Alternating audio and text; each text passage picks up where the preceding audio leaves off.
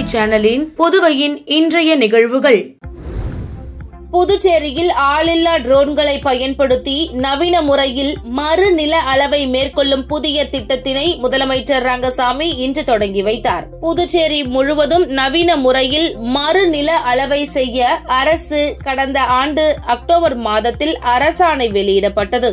இந்நிலையில் மத்திய அரசின் நிலம் மற்றும் வளங்கள் இயக்குநரகம் நில ஆவணங்களை நவீனமயமாக்கும் திட்டத்தின் கீழ் நக்சா என்ற திட்டத்தில் புதுச்சேரி முருங்கம்பாக்கம் வருவாய் கிராமத்தில் முன்னோடி திட்டமாக செயல்படுத்த முடிவு செய்யப்பட்டது. இத்திட்டத்தின் கீழ் ஆளில்லா வானூர்தியை பயன்படுத்தி மறு நில அளவை மேற்கொண்டும் புவி அமைவிட புள்ளிகளுடன் கூடிய புதிய வரைபடங்களை உருவாக்க திட்டமிட்டு நடவடிக்கை மேற்கொள்ளப்பட்டது. இதில் முதல் கட்டமாக இத்திட்டம் புதுச்சேரி முருங்கம்பாக்கம் வருவாய் கிராமத்தில் இன்று செயல்படுத்தப்பட்டது. இதில் கலந்து கொண்ட முதலமைச்சர் ரங்கசாமி இந்த திட்டத்தினை தொடங்கி வைத்தார். நிகழ்ச்சியில் மாவட்ட ஆட்சியர் குலோத்துங்கன், துணை மாவட்ட ஆட்சியர் இஷிதா ரதி உள்ளிட்ட அரசு துறை அதிகாரிகள் பலர் கலந்து கொண்டனர். இந்த திட்டத்திற்கு முருங்கம்பாக்கம் வருவாய் கிராமத்தில் உள்ள பொதுமக்கள் மற்றும் நில உடைமைதாரர்கள் ஒற்றுமை அளிக்க வேண்டும் என்றும் கேட்டுக் கொள்ளப்பட்டது. அரசியல் காழ்ப்புணர்ச்சி காரணமாக தொடர்ந்து ஆதாரமின்றி அவதூறு பரப்பி வரும் முன்னாள் முதல்வர் நாராயணசாமி மீது நீதிமன்றத்தில் வழக்கு தொடுக்கப்படும் என அமைச்சர் நமச்சிவாயம் எச்சரிக்கை விடுத்துள்ளார். புதுச்சேரி காவல்துறை தலைமை அலுவலகத்தில் அமைச்சர் நமச்சிவாயம் தலைமையில் காவல்துறை உயர் அதிகாரிகளுடனான ஆலோசனை கூட்டம் நடைபெற்றது. கூட்டத்தின் முடிவில் செய்தியாளர்களிடம் பேசிய அமைச்சர் நமச்சிவாயம், ஆபரேஷன் வேட்டை என்ற புதிய திட்டம் மூலம் ஒவ்வொரு காவல் நிலைய எல்லைக்குட்பட்ட முதன்மையான 10 குற்றவாளிகளை தொடர்ந்து கண்காணிக்க ஒவ்வொரு குற்றவாளிக்கும் ஒரு காவலரை நியமிக்க உள்ளோம் என்றும், வியாபாரிகளின் கோரிக்கையை ஏற்று இரவு நேர சாலையோர உணவகங்கள் நள்ளிரவு 12 மணி வரை செயல்பட அனுமதிக்கப்படுகிறது என்றார். முதல்வர், பேரவைத் தலைவர், உள்துறை அமைச்சர் ஆகியோர் மீது அரசியல் காழ்ப்புணர்ச்சி காரணமாக ஆதாரமற்ற குற்றச்சாட்டுகளை தொடர்ந்து கூறி வரும் முன்னாள் முதல்வர் நாராயணசாமி மீது நீதிமன்றத்தில் வழக்கு தொடுக்கப்படும் என எச்சரிக்கை விடுத்தார். புதுச்சேரியில் அரசு பள்ளி மாணவியிடம் பாலியல் சீண்டலில் ஈடுபட்ட வேன் டிரைவரை போலீசார் போக்சோ வழக்கில் கைது செய்தனர். புதுச்சேரியை சேர்ந்த 15 வயது மாணவி அரசு பள்ளியில் 9ஆம் வகுப்பு படித்து வருகிறார். இவர் தினமும் வேனில் சென்று வருவது வழக்கம். இந்நிலையில் வழக்கம் போல் வேனில் சென்ற மாணவியை வேன் டிரைவர் பாலியல் சீண்டலில் ஈடுபட்டதாக அந்த மாணவி பெற்றோரிடம் தெரிவித்தார். புகாரின் பேரில் கோரிமேடு போலீசார் பாலியல் சீண்டலில் ஈடுபட்ட வேன் டிரைவர் நயினார் மண்டபம் பகுதியை சேர்ந்த சுபாஷ் சந்திர போஸ் என்பவரை போக்சோ வழக்கில் கைது செய்தனர். பின்னர் நீதிமன்றத்தில் ஆஜர்படுத்தி சிறையில் அடைத்தனர். பிரபல தாதா கர்ணாவை உச்சநீதிமன்றம் ஆயுள் தண்டனையிலிருந்து முழுவதுமாக விடுதலை செய்து உத்தரவு பிறப்பித்துள்ளது. புதுச்சேரி முதலியார்பேட்டை அனிதா நகரை சேர்ந்தவர் பிரபல தாதா கர்ணா. இவர் ஒரு கொலை வழக்கில் ஆயுள் தண்டனை பெற்று 25 ஆண்டுகளுக்கு மேலாக சிறை வாழ்க்கை அனுபவித்து வந்தார். சிறையில் நன்னடத்தை விதிகளின் கீழ் இவர் நடந்து கொண்டதால் தன்னை விடுவிக்கும்படி சிறைத்துறையிடம் கோரிக்கை வைத்தார். மேலும் ஆயுள் தண்டனைக்கு விதிக்கப்படும் தண்டனை ஆண்டுகளையும் தாண்டி பல ஆண்டுகளாக சிறைவாசம் அனுபவித்து வருவதாக 2018ஆம் ஆண்டு சென்னை உயர்நீதிமன்றத்தில் வழக்கு தொடர்ந்தார். பின்னர் 2024ஆம் ஆண்டு கடந்த ஆண்டு உச்சநீதிமன்றத்தில் தாதா கர்ணா தரப்பில் வழக்கு தொடுக்கப்பட்டது. உச்சநீதிமன்றத்தில் வழக்கு விசாரணைக்காக ஏற்றுக்கொள்ளப்பட்டு தாதா கர்ணா தரப்பில் கேரள மாநிலத்தின் ஓய்வு பெற்ற நீதிபதியும் தற்போது மூத்த வழக்கறிஞர் சிதம்பரேஸ் மற்றும் வழக்கறிஞர் ராஜப்பா ஆகியோர் ஆஜராகி வழக்கில் வாதாடினார். இந்நிலையில் நேற்று உச்சநீதிமன்றத்தில் நடந்த விசாரணையில் பிரபல தாதா கர்ணாவை உச்சநீதிமன்றம் ஆயுள் தண்டனையிலிருந்து முழுவதுமாக விடுதலை செய்து உத்தரவு பிறப்பித்தது. புதிய கல்விக் கொள்கை திட்டத்தில் மும்மொழிக் கொள்கை அமல்படுத்தினால்தான் நிதி வழங்கப்படும் என்று கூறிய மத்திய அமைச்சரை கண்டித்து புதுச்சேரியில் 20க்கும் மேற்பட்ட சமூக நல இயக்கங்கள் கண்டன ஆர்ப்பாட்டத்தில் ஈடுபட்டன. மும்மொழி கல்விக் கொள்கையை அமல்படுத்தினால்தான் நிதி கொடுக்க முடியும் என்ற மத்திய மந்திரி தர்மேந்திர பிரதான் பேச்சை வன்மையாக கண்டித்தும், மத்திய அரசு கல்வியை மாநில பட்டியலிலிருந்து பிரித்து தனது கட்டுப்பாட்டில் வைத்துக் கொண்டிருக்கும் மத்திய அரசை கண்டித்தும் புதுச்சேரியில் 20க்கும் மேற்பட்ட சமூக இயக்கங்கள் சார்பில் கண்டன ஆர்ப்பாட்டம் நடைபெற்றது. பழைய பேருந்து நிலையம் அருகே நடைபெற்ற கண்டன ஆர்ப்பாட்டத்திற்கு சட்டமன்ற உறுப்பினர் நேரு தலைமை தாங்க சுமார் 100க்கும் மேற்பட்டோர் கலந்து கொண்டு கோரிக்கைகளை வலியுறுத்தி கண்டன கோஷங்களை எழுப்பினர். தொடர்ந்து செய்தியாளர்களை சந்தித்த நேரு, மத்திய அரசின் புதிய கல்விக் கொள்கை அமல்படுத்தப்பட்டால் மாணவர்கள் பெரிதும் பாதிக்கப்பட்டுள்ளனர். மேலும் தமிழில் எழுத படிக்க முடியாத நிலை மாணவர்களுக்கு ஏற்பட்டுள்ளது. இந்நிலையில் மும்மொழி கொள்கை அமல்படுத்தினால்தான் நிதி வழங்கப்படும் என்று மத்திய அமைச்சர் கூறுவது கண்டிக்கத்தக்கது என்றார். புதிய மதுபான தொழிற்சாலைகள், மது கடைகளுக்கு அனுமதி தரும் என்ஆர் காங்கிரஸ் பாஜக அரசின் முடிவை கைவிடக் கோரி இந்திய கம்யூனிஸ்ட் கட்சி ஆர்ப்பாட்டம் இன்று நடத்தியது. இந்திய கம்யூனிஸ்ட் கட்சி மாநில செயலாளர் சலீம் தலைமை வகித்தார். முன்னாள் அமைச்சர் விஸ்வநாதன், மாநில துணை செயலாளர் சேது செல்வம், தேசிய குழு உறுப்பினர் தினேஷ் பொன்னையா, முன்னாள் சட்டமன்ற உறுப்பினர் நாரா கலைநாதன், மாநில பொருளாளர் சுப்பையா ஆகியோர் கண்டன உரையாற்றினார்கள். இதில் 100க்கும் மேற்பட்ட கம்யூனிஸ்ட் கட்சியினர் கலந்து கொண்டு புதிய மதுபான தொழிற்சாலைக்கு அனுமதி தருவதை கைவிட வேண்டும், புதிய மதுபான கொள்கையை கைவிட வேண்டும் உள்ளிட்ட பல்வேறு கோரிக்கைகளை வலியுறுத்தி புதுச்சேரி அரசை கண்டித்து கண்டன முழக்கங்களை எழுப்பினர்.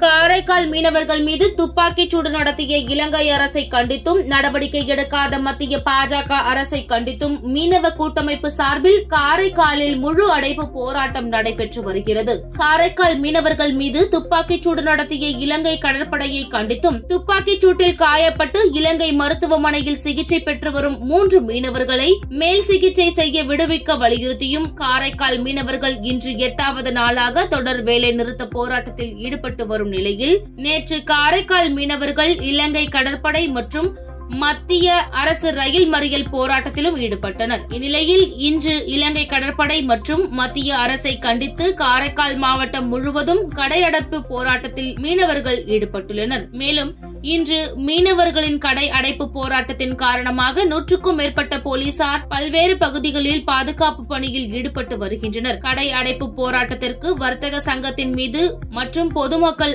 ஆதரவு தெரிவித்துள்ளனர். மேலும் தங்களது கோரிக்கைகளுக்கு விரைவில் மத்திய மற்றும் மாநில அரசுகள் நடவடிக்கை எடுக்கவில்லை என்றால் நாளை தங்களது ஆதார் அடையாள அட்டை மற்றும் ரேஷன் கார்டுகளை மாவட்ட ஆட்சியரிடம் ஒப்படைத்து தங்களது போராட்டம் தீவிரமடையும் என்று எச்சரிக்கை விடுத்துள்ளனர். புதுச்சேரி கடலூர் சாலையில் அமைந்துள்ள சிந்தனை சிற்பி சிங்காரவேலர் பிறந்த நாளை முன்னிட்டு அரசு சார்பில் மரியாதை செலுத்தப்பட்டது. புதுச்சேரி முதலமைச்சர் ரங்கசாமி, சட்டப்பேரவைத் தலைவர் செல்வம் மற்றும் சட்டமன்ற உறுப்பினர்கள் மாலை அணிவித்தும் மலர் தூவியும் மரியாதை செலுத்தினர். இதேபோன்று பாஜக சட்டமன்ற உறுப்பினர்கள் ஜான்குமார், கல்யாணசுந்தரம் உள்ளிட்ட சட்டமன்ற உறுப்பினர்களும் முன்னாள் முதலமைச்சர் நாராயணசாமி, காங்கிரஸ் தலைவரும் பாராளுமன்ற உறுப்பினருமான வைத்தியலிங்கம் மற்றும் காங்கிரஸ் சட்டமன்ற உறுப்பினர்களும் அதேபோன்று தமிழக வெற்றிக் கழகத்தின் நிர்வாகிகளும் மாலை அணிவித்து மரியாதை செலுத்தினர். இதேபோன்று சிங்காரவேலர் சிலைக்கு பல்வேறு மீனவ அமைப்புகள் சார்பிலும் மாலை அணிவித்து மரியாதை செலுத்தப்பட்டது.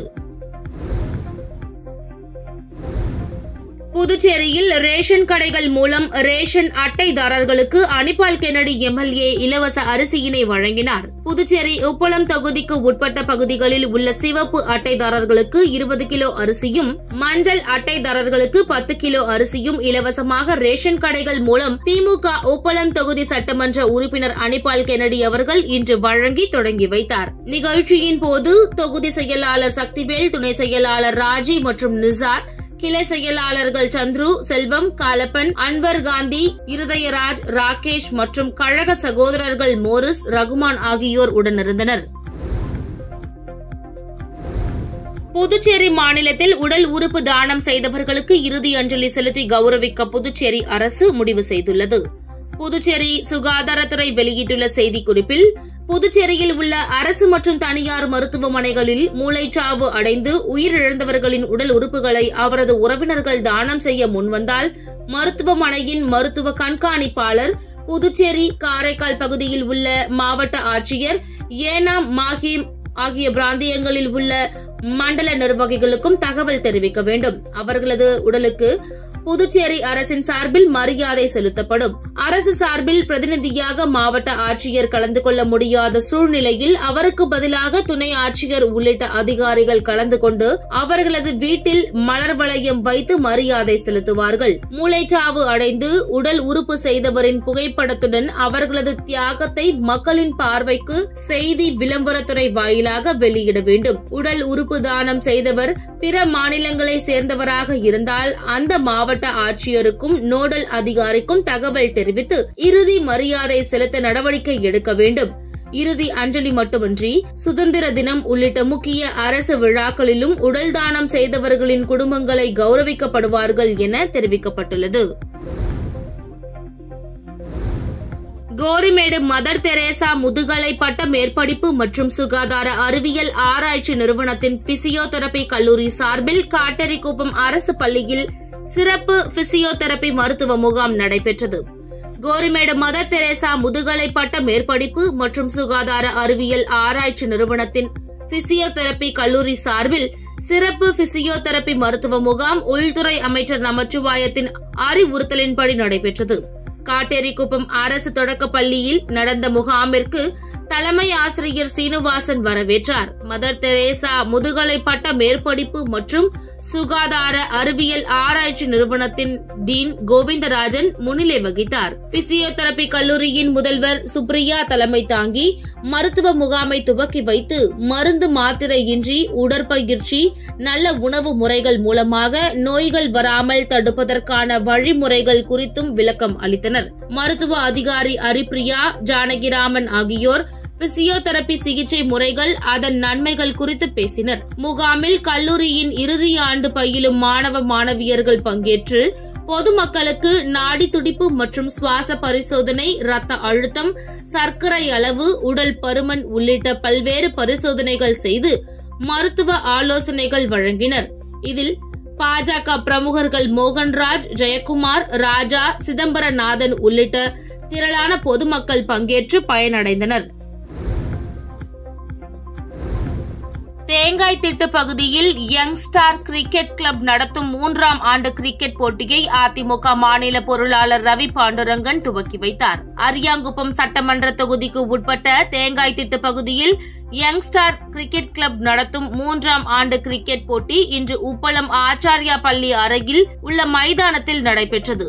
இதில் அதிமுக மாநில கழக பொருளாளர் ரவி பாண்டுரங்கன் சிறப்பு அழைப்பாளராக கலந்து கொண்டு கிரிக்கெட் போட்டியினை துவக்கி வைத்தார். அதனைத் தொடர்ந்து கிரிக்கெட் விளையாட்டு வீரர்களுக்கு சீருடை, கிரிக்கெட் பேட் உள்ளிட்ட விளையாட்டு உபகரணங்களை வழங்கி உற்சாகப்படுத்தினார். மேலும் இந்நிகழ்ச்சியில் அரியாங்குப்பம் தொகுதி கழக செயலாளர் ராஜா, அவைத்தலைவர் ராஜேந்திரன், வார்டு செயலாளர் ரமேஷ், அரியாங்குப்பம் எம்ஜிஆர் மன்ற செயலாளர் சரவணன் உள்ளிட்ட நிர்வாகிகள் உடனிருந்தனர். தமிழக முதலமைச்சர் மு.க. ஸ்டாலின் பிறந்த நாளை மார்ச் 1ஆம் தேதி கொண்டாடுவதை பற்றி புதுச்சேரி மங்கலம் தொகுதி திமுக நிர்வாகிகளுடன் தலைமை செயற்குழு உறுப்பினர் சன் குமரவேல் தலைமையில் ஆலோசனை கூட்டம் நடைபெற்றது. புதுச்சேரி திராவிட முன்னேற்றக் கழகத்தின் மாநில அமைப்பாளரும் சட்டப்பேரவையின் எதிர்க்கட்சித் தலைவரும் வில்லியனூர் தொகுதியின் சட்டமன்ற உறுப்பினருமான சிவா ஆலோசனைப்படி மார்ச் 1ஆம் தேதி தமிழக முதலமைச்சர் மு.க. ஸ்டாலின் பிறந்தநாள் விழாவை புதுச்சேரி முழுவதும் திராவிட முன்னேற்றக் கழகத்தின் சார்பில் கொண்டாட வேண்டும் என முடிவெடுக்கப்பட்டது. இதனை அடுத்து மங்கலம் தொகுதிக்கு உட்பட்ட திமுக கிளை நிர்வாகிகள் மற்றும் தொண்டர்கள் முன்னிலையில் மாநில செயற்குழு உறுப்பினர் சன் குமரவேல் தலைமையில் அவரது இல்லத்தில் ஆலோசனை கூட்டம் நடைபெற்றது. இதில் மங்கலம் தொகுதிக்குட்பட்ட கழக கிளை நிர்வாகிகள் சார்பில் அவரவர் பகுதியில் பிறந்த நாளை கொண்டாடும் வகையில் பள்ளி மாணவர்களுக்கு எழுது பொருட்கள், விளையாட்டு வீரர்களுக்கு விளையாட்டு உபகரணங்கள், பொதுமக்களுக்கு அன்னதானம் என பல்வேறு நலத்திட்ட உதவிகள் வழங்கப்படும் என்றும் அன்றைய தினத்தில் மங்கலம் தொகுதிக்குட்பட்ட கழக கிளை நிர்வாகிகள் அனைவரது இல்லத்திலும் கட்சி கொடி ஏற்றி இனிப்புகள் வழங்கி கொண்டாடப்படும் என தீர்மானம் நிறைவேற்றப்பட்டது. இத்துடன் சக்தி சேனலின் புதுவையின் இன்றைய நிகழ்வுகள் முடிவடைகின்றன. வணக்கம். உங்கள் சக்தி சேனலின் புதுவையின் அன்றாட நிகழ்வுகளை உடனுக்குடன் தெரிந்து கொள்ள சக்தி சேனல் புதுச்சேரி யூடியூப் சேனலை சப்ஸ்கிரைப் செய்து கொள்ளுங்கள். மறக்காமல் பெல் பட்டனையும் கிளிக் பண்ணுங்க, ஷேர் பண்ணுங்க, லைக் பண்ணுங்க. உங்கள் சக்தி சேனல்.